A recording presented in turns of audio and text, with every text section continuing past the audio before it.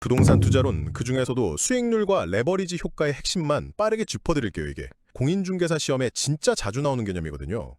아주 쉽게 말하면 남의 돈, 그러니까 대출을 딱 끌어와서 내 수익을 어떻게 확 하고 키울 수 있는지 바로 그 원리에 대한 이야기예요. 자, 첫째, 수익률에는 두 가지 종류가 있다는 걸 먼저 구분해야 해요. 하나는 전체 투자금에 대한 수익, 이걸 총자본 수익률이라고 하고요. 다른 하나는 진짜 내 돈, 그러니까 지분 투자액에 대한 수익인 지분 수익률이죠.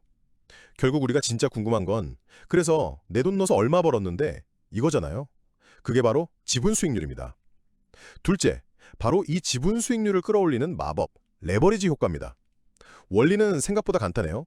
내가 빌린 돈의 이자율보다 이 사업 전체의 수익률이 더 높기만 하면 돼요. 그러면 이 빌린 돈이 지렛대처럼 내 수익률을 확 높여주는 거죠.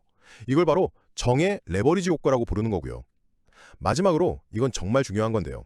레버리지는 항상 위험을 동반한다는 사실이에요. 당연하겠죠. 대출을 많이 받으면 성공했을 때 수익도 엄청나게 커지지만 반대로 금리가 오르거나 시장 상황이 안 좋아지면 그 부담도 고스란히 내가 져야 하니까요. 즉, 수익과 위험은 정비례 관계라는 거 꼭 기억해야 합니다. 결국 부동산 투자라는 건요. 이 총수익률과 대출 이자율의 관계를 잘 이용해서 자기 자본 수익률을 최대한으로 높이는 그런 전략적인 게임이라고 할 수 있겠습니다. 투자론의 위험 관리, 핵심만 딱 짚어드릴게요. 투자에서 위험이란 말만 들어도 좀 골치 아프잖아요.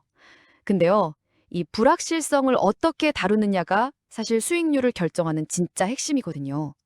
시험에도 꼭 나오는 중요한 개념, 바로 시작할게요. 첫째, 위험은 다 같은 위험이 아니에요. 종류가 다릅니다. 예를 들어서 시장이 안 좋아서 공실이 생기는 건 사업상 위험이고요.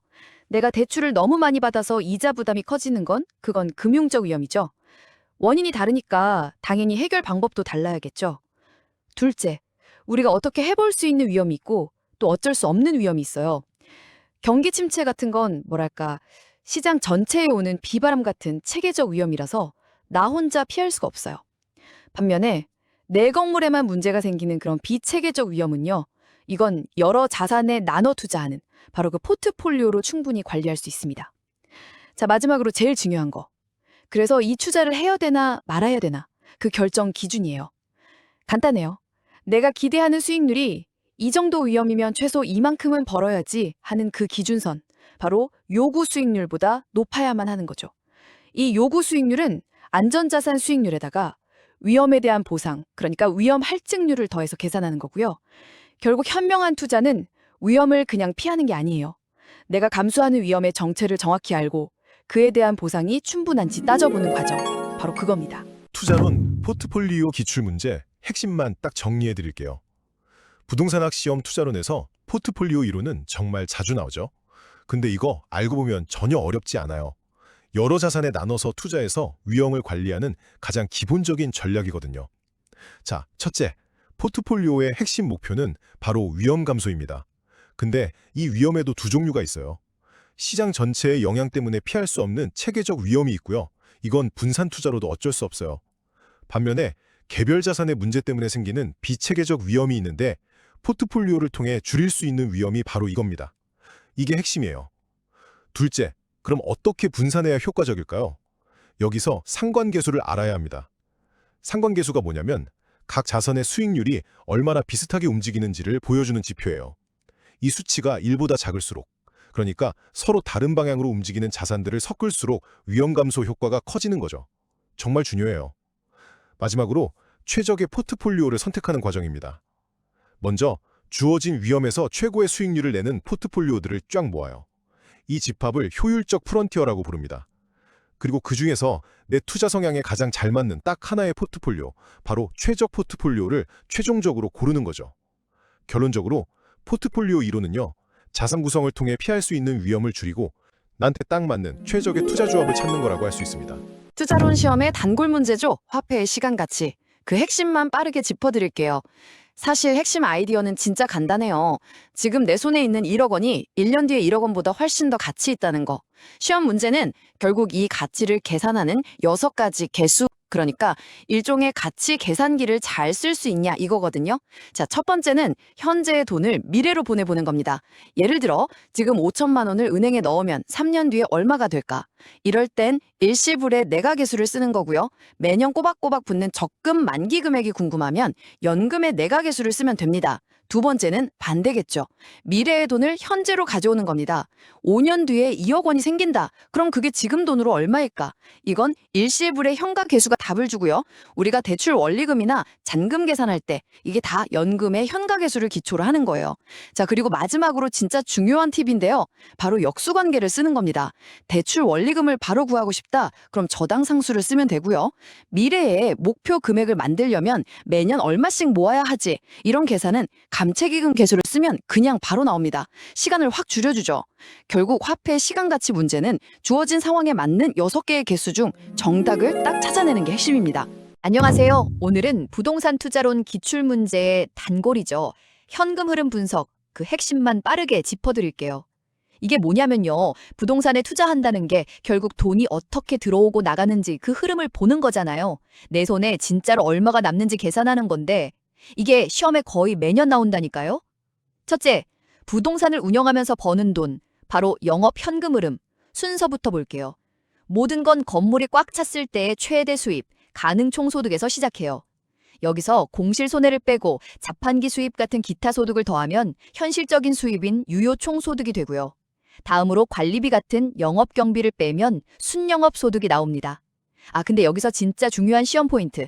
대출 원리금, 즉 부채 서비스액은 영업 경비가 아니에요. 절대 여기서 빼면 안 됩니다. 이 순서, 가공유, 순부세 이렇게 외워두시면 정말 편해요. 둘째, 건물을 팔 때 남는 돈, 매각 현금 흐름입니다. 이건 더 간단해요. 판 가격에서 중개수수료 같은 매도 경비를 빼고 아직 못 갚은 대출 잔금을 갚아요. 그러면 세금 떼기 전 내 몫이 나오죠. 여기서 양도소득세인 자본이득세까지 내면 진짜 내 돈이 남는 거예요. 이건 매순세세로 기억하세요. 마지막으로 제일 헷갈려 하시는 영업소득세 계산입니다. 이건 딱 두 가지만 기억하세요. 세금 낼 때 비용으로 인정해줘서 세금을 줄여주는 항목이 있거든요. 바로 대출 이자 비용이랑 장부상 비용인 감가상각비, 이 두 가지입니다. 결국 이 돈의 흐름을 정확히 알아야만 진짜 내 수익이 얼마인지 알 수 있는 거죠. 자, 오늘은 부동산 투자 분석 기법에 대해 핵심만 딱 정리해 드릴게요. 아마 부동산 자격증 시험 준비하시는 분들은 다 아실 거예요. 이 할인법이냐 비할인법이냐 이거 진짜 꼭 나오잖아요. 이 둘의 가장 큰 차이는요. 바로 미래의 돈을 어떻게 보느냐에 있어요. 첫째는 아주 꼼꼼하게 화폐의 시간 가치를 따지는 할인법이에요. 생각해 보세요. 미래의 1억이 지금의 1억이랑 같을 순 없잖아요. 그렇죠. 그래서 미래 수익을 전부 현재 가치로 바꿔서 아주 정밀하게 투자 가치를 계산하는 거죠. 대표적인 게 바로 순현가법, NPV인데요. 이게 뭐냐면 미래에 벌 돈을 싹 다 현재로 가져와서 투자금을 뺐더니 그래서 순수익이 얼마지? 이걸 보는 거예요. 이 값이 0보다 크면 일단 해볼 만한 투자다. 이렇게 보는 거죠. 둘째는 정반대로 아주 빠르고 간편한 비할인법입니다. 이건 뭐 시간가치 이런 복잡한 건 잠시 접어두고 그냥 눈앞에 보이는 숫자로 빠르게 판단하는 거예요. 예를 들면 비율 분석법 같은 거요. 대부 비율 LTV로 집값에 비해 대출이 너무 많진 않은지, 또 부채 감당률 DCR로 월세 받아서 이자 낼 수는 있는지 이런 걸 바로바로 체크하는 방식이죠. 그러니까 결국 핵심은 이거예요. 정밀한 전자저울 같은 할인법, 그리고 빠르고 간편한 손저울 같은 비할인법. 이 두 가지를 상황에 맞게 잘 활용하는 것. 그게 바로 투자 분석의 핵심입니다. 자, 부동산 금융의 분류. 시험에 자주 나오는 핵심만 빠르게 한번 알아볼게요. 부동산에 투자할 때 말이죠. 이 자금을 어떻게 끌어오느냐가 수익률을 결정하는 진짜 중요한 요소거든요. 게다가 시험에도 정말 자주 나옵니다. 자금 조달 방식은 크게 두 가지로 볼 수 있는데요. 내 지분을 넘기고 투자를 받느냐, 아니면 그냥 돈을 빌리느냐, 바로 이 차이입니다.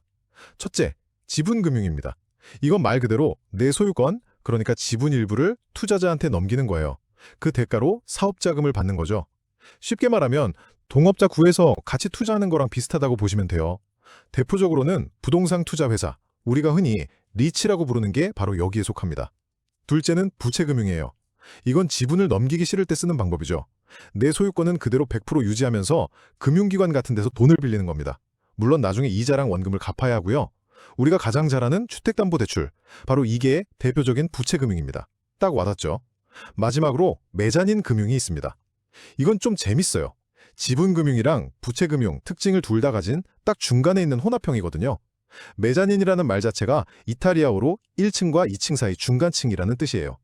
예를 들면 전환사채 CB나 신주 인수권부사채 BW 같은 게 있는데요. 처음엔 이자를 받는 채권으로 시작했다가 나중에 원하면 주식, 즉 지분으로 바꿀 수 있는 옵션이 붙은 거라고 생각하면 쉽습니다. 결국 부동산 자금 조달은 지분을 넘길 것인가, 빚을 질 것인가, 혹은 그 둘을 현명하게 섞을 것인가의 선택입니다.